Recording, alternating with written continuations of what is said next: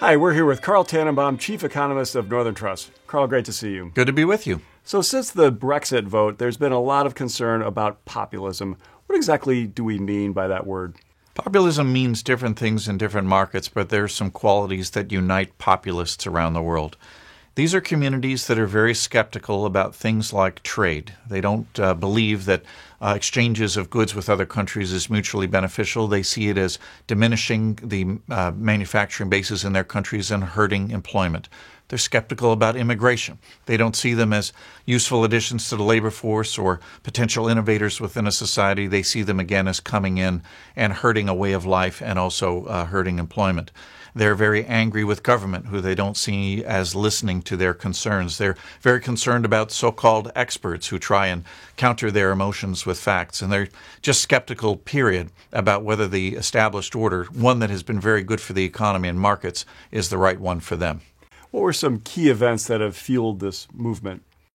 Well, we've had a lot of disparity in many economies between those who are doing well and those who are doing poorly.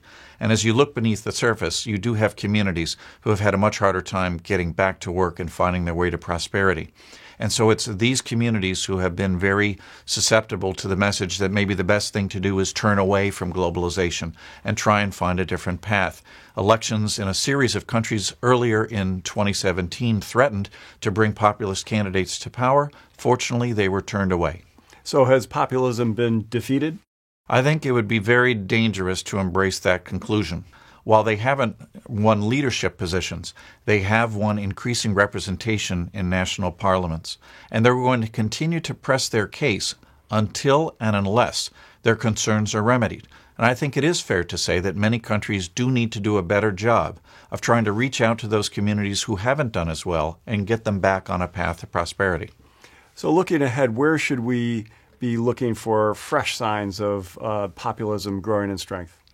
Well, certainly in the Brexit movement, there's a question of how hard or soft it will be, and that will determine how much of the populist agenda is incorporated there. Here in the United States, we're having a lot of discussions over the various trade agreements to which we are parties.